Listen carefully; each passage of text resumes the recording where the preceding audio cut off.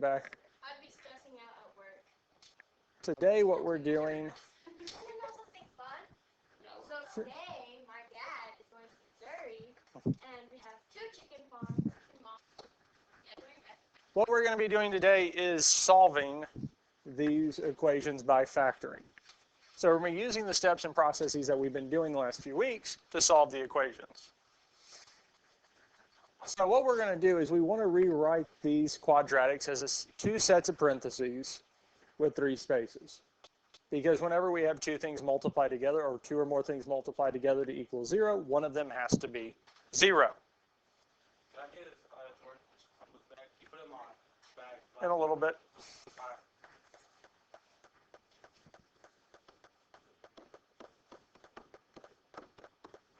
So we look at these here. We're going to have 2 sets of parentheses with 3 spaces. We're going to factor it, and once we get it factored, then we can solve it.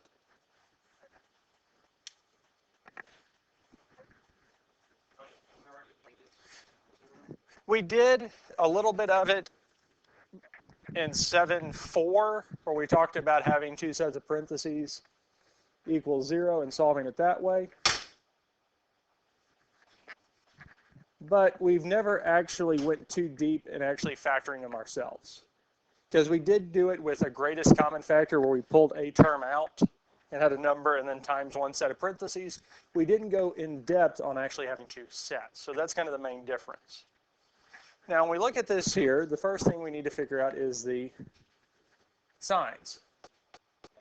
Since the third term is positive, the signs are the same, and they're both going to be, because it's matching the sign of the middle term. So we'll have negative and negative. Now we need the factors of the first and third term.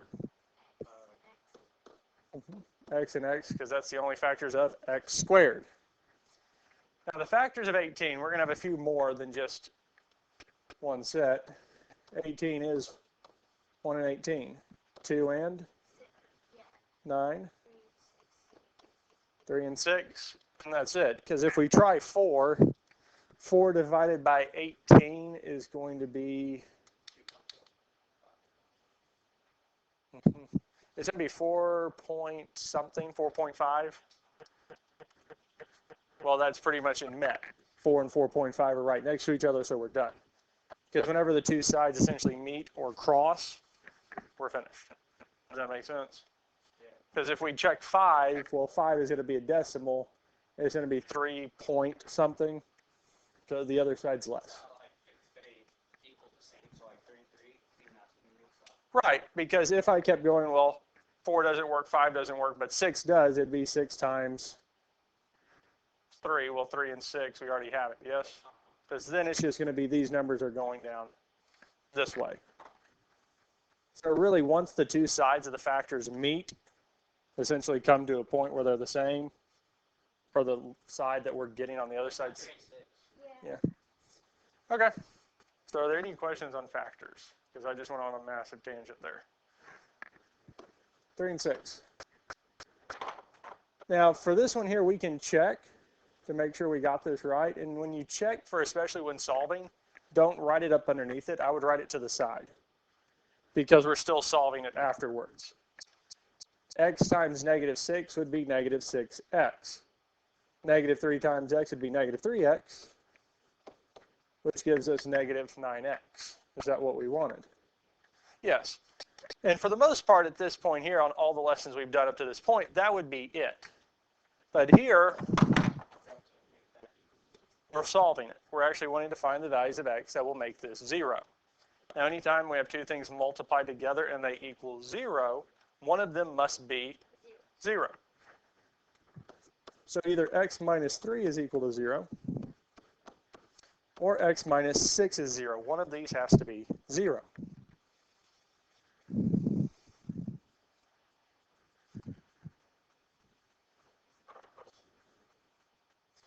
So for the x minus 3 equals 0, what can we do to solve? We can add 3 to both sides. These would cancel, telling me x is equal to positive 3. And here we would because these would cancel.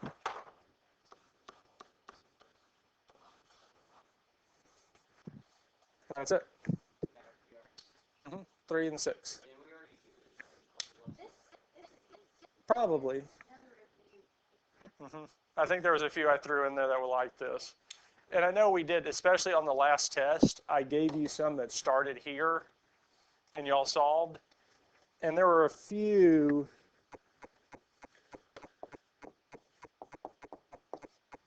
that y'all started here. And we saw that there's a greatest common factor of 2x.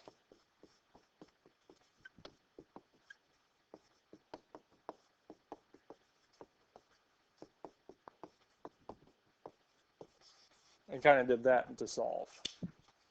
So this here might be a little bit of review, but there will be a few new things we'll throw in. So any questions on this here?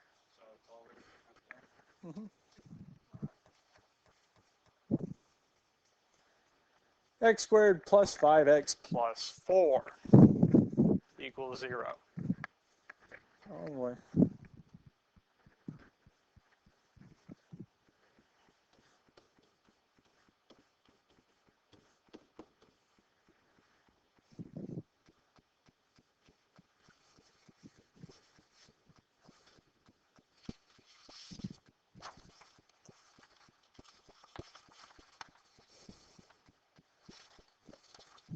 So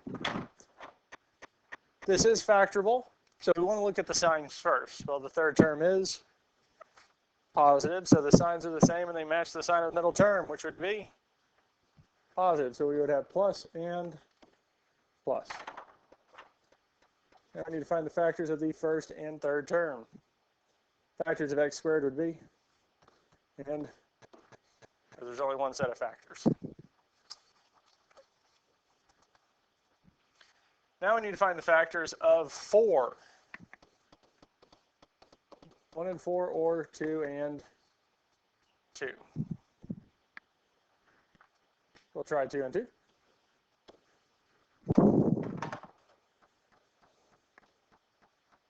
And lastly, we need to check x times 2 is 2x. 2 times x is plus 2x. And 2x gives us 4x, and that's what we wanted, yes? No, we wanted what? 5x. So Try 1 and 4. 1 plus 4 equals 5. So we'll try 1 and 4. X times 4 is 4x. 1 times x is plus x, which gives us 5x, which is what we wanted. So it was 1 and 4.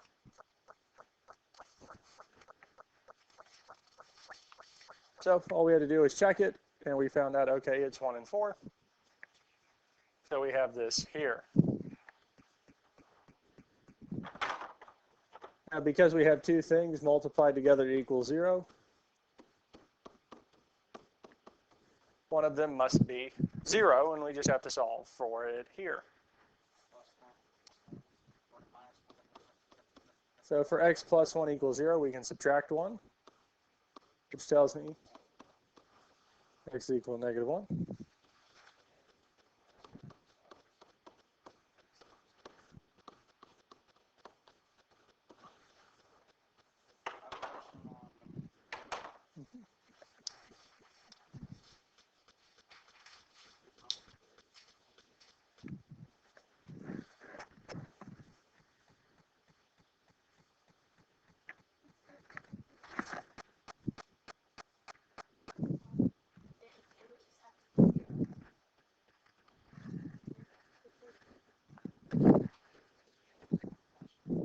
So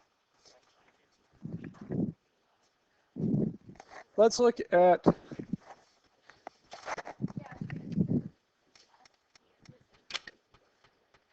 I'm saying like since 60-50.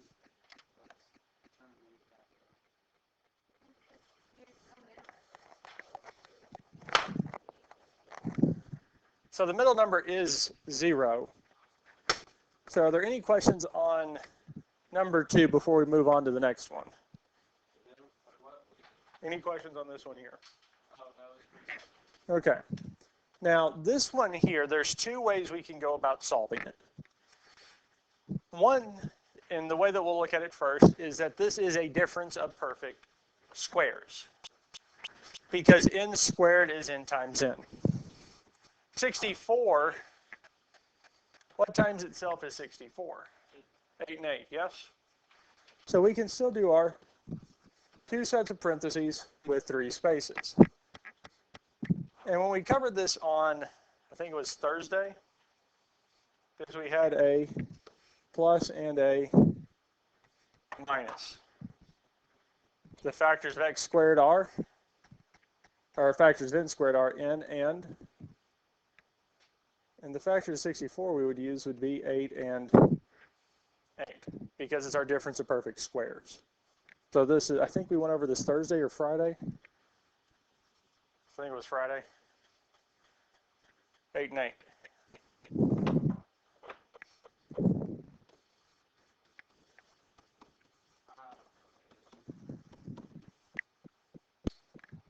Because we have two things multiplied together equal 0, one of them must be 0. So we have n plus 8 and n minus 8 equals 0.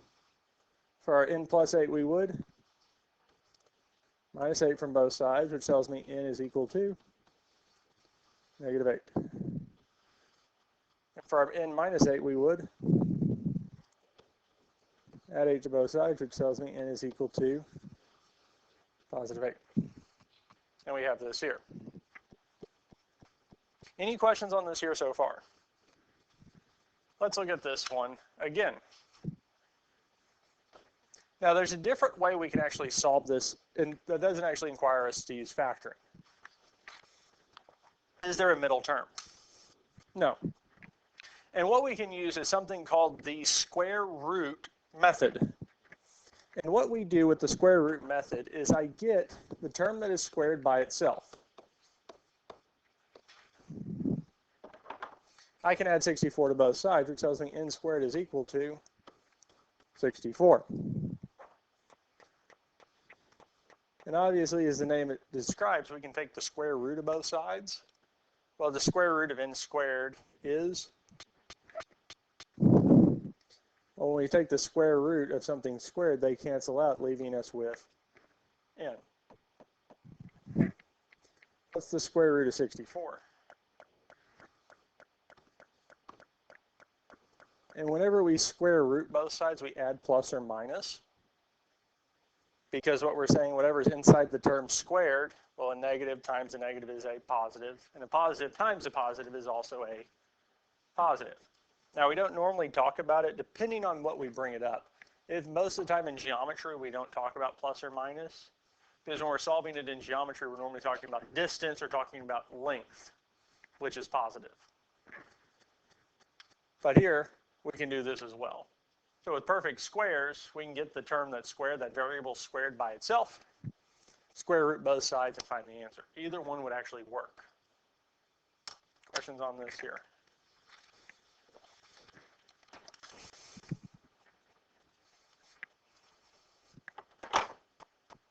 You ready for the next one?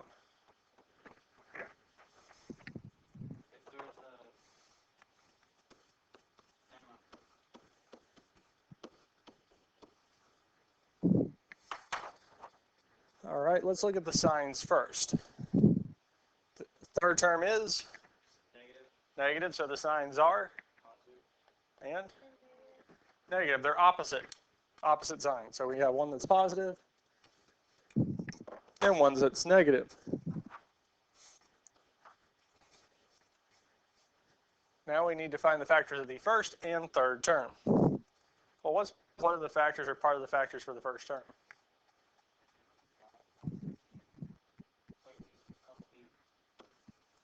B and B. Because we know we're going to have B and B set up like this here. Now, factors of 15, we have 1 and 15, 3 and 5.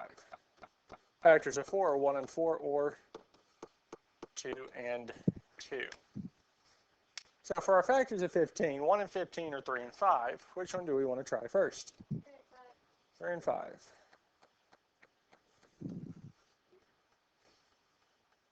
Factors of 4, 1 and 4, or 2 and 2?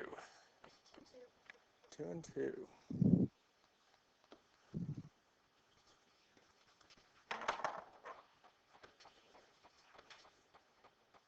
Any questions on this here before we check it? So we can check this here. 3b times negative 2 would be negative 6b. 2 times 5b would be plus 10b. So this here would give us a positive 4b. Is that what we wanted? So this is the correct setup, yes? Yes. So we have two things multiplied together that equals 0. So one of them must be 0. 3b plus 2 equals 0, and 5b minus 2 is equal to 0. So for our 3b plus 2 equals 0, the first thing we can do is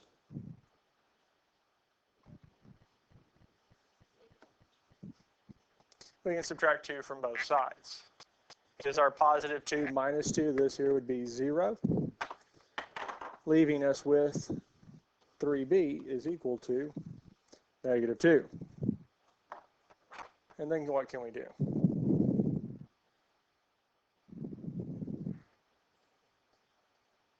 We want to get the b by itself. We would divide both sides by 3, yes. So b is equal to negative 2 thirds.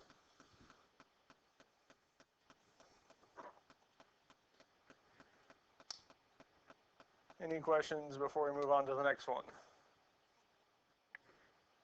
So for the 5b minus 2 equals 0, the first thing we can do is add 2 to both sides. Yes, plus 2 to both sides. Which will tell me that 5b is equal to, divide both sides by 5, which tells me b is equal to 2/5. And that is our answer. Any questions on any of this here? Kinda. Why did you go 3 to 6? I was pulling problems because a lot of the times I try to make these if I can, but if I can find a worksheet that has them already set up, it's a little bit easier, a little bit nicer. Which one was that?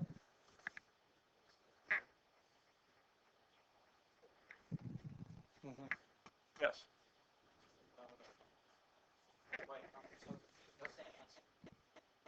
Negative 2/3 and 2/5.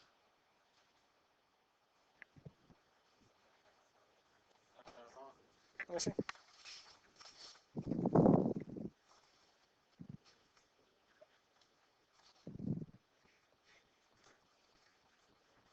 No, you have it set up right. You just need to solve. Because it equals 0. So we have to set them equal to 0 and then find out what value actually makes it 0. Because you have this here. If you do have that set up correctly, we just need to solve it out. Any other questions on this here?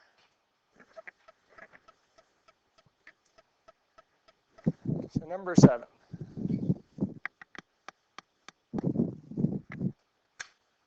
(7p squared minus 38p minus 24). 38, 35, nope.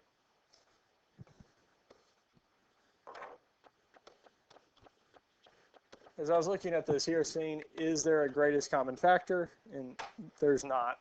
Because if there's one, it would have to, all three terms would have to really be divisible by 7. 7's prime. And 38 is not divisible by 7.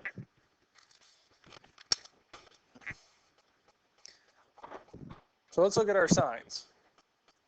Since the 24 is negative, the signs are going to be and negative and positive. The signs are going to be opposite.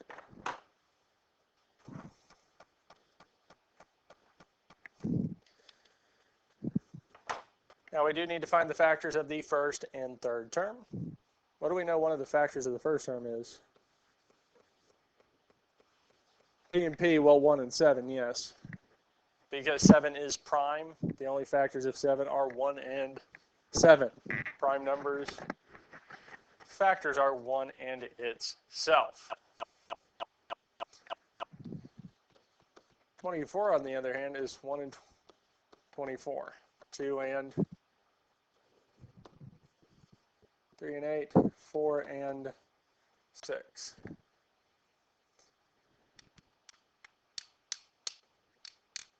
Which one do we want to try first?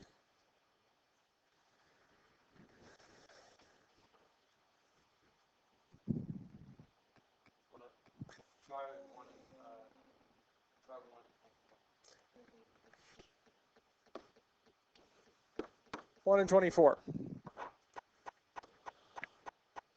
And we'll check this here. Well, P times 24 is 24. P.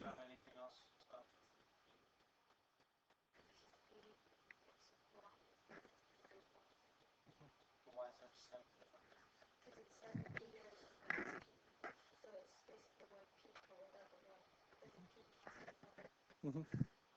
Yeah, because the factors are 7 or 1 and 7 is prime. And P squared, the only way we can have it is P and P. We can't have it the other way. We can't have P and P squared, because if we did, so I'll go on, and because if I wrote this here and had 1, well, here these are like terms, yes? Yeah, but why can't you? Yeah. I mean, you could just put the 1 in front of it. Right.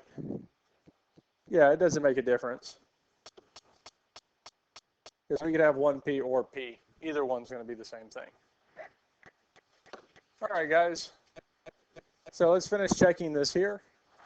So negative 1 times 7P would be negative 7P, which would give us positive 17P.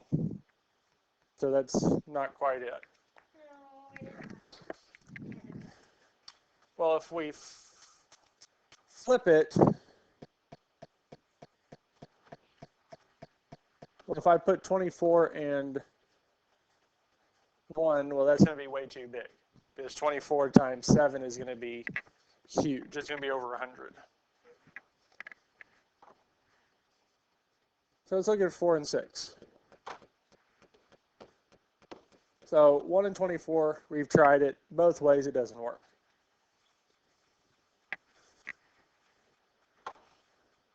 P times negative 6 will be negative 6. Well, that should be plus 6P. Negative 4 times 7 would be negative 28P. Well, this will be negative 22P.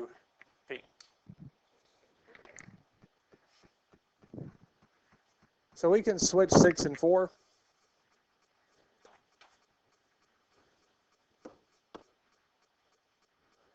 P times 4 is P.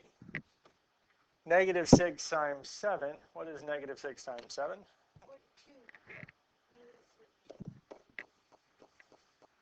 Which would give us negative.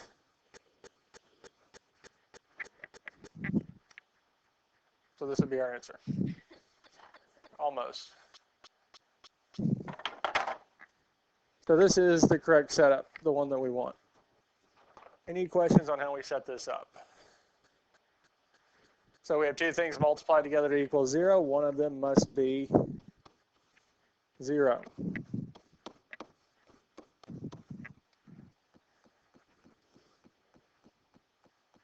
So we get P minus 6 is equal to 0, and 7P plus 4 is equal to 0.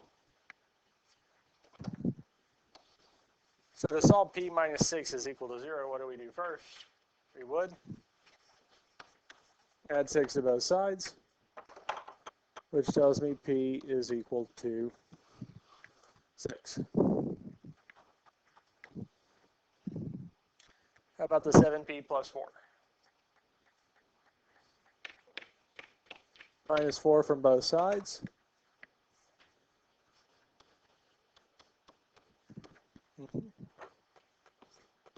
Divide both sides by 7. is equal to negative 4 sevenths. And those would be our two answers here. Any questions on any of this here? How do we feel about most of this here? Okay. For a little bit? Let's look at one more. So out of the ones that we have left, is there one that y'all want to look at that y'all think would be harder than the rest? Number 8, this one here? Okay, let's look at it.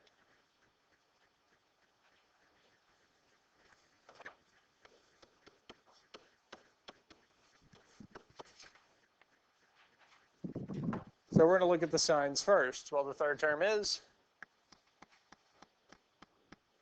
negative. So the signs are going to be negative and positive. They're going to be opposite.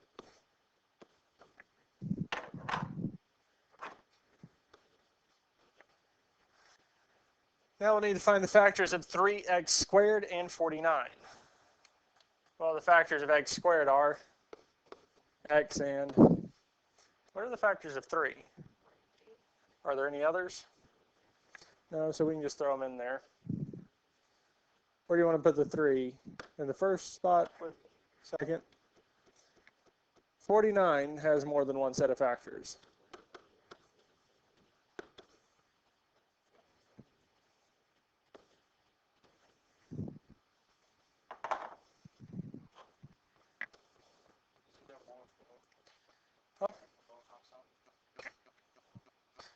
Yeah, 49 only has 2 sets of factors.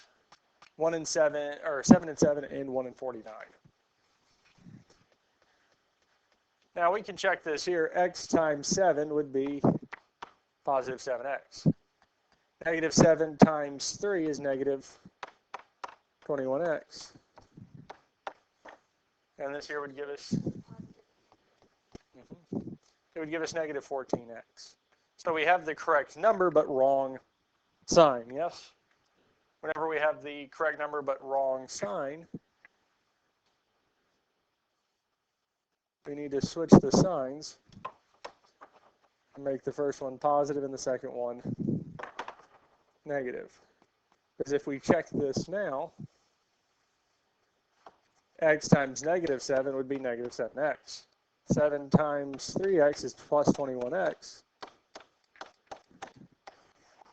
which would give us a positive 14x.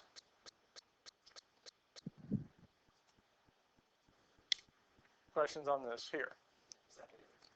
Well, we still need to solve, but this is making sure that we do have this factored correctly. Now, and 3x minus 7 is equal to 0. Because we have two things multiplied together to equal 0, means one of them must be 0.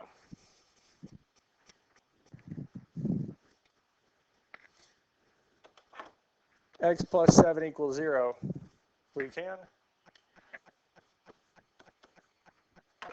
subtract 7 from both sides, which tells us x is equal to negative 7. And that's it. How about the other side?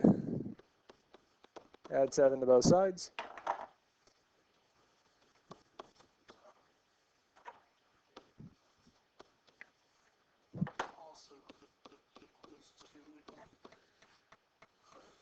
Two and 1/3 or 7/3. And that's it. Questions on any of this here? All right, that is the last thing we're going to do today. Now, I'll go on and put the answers for this here. Why is there just a blank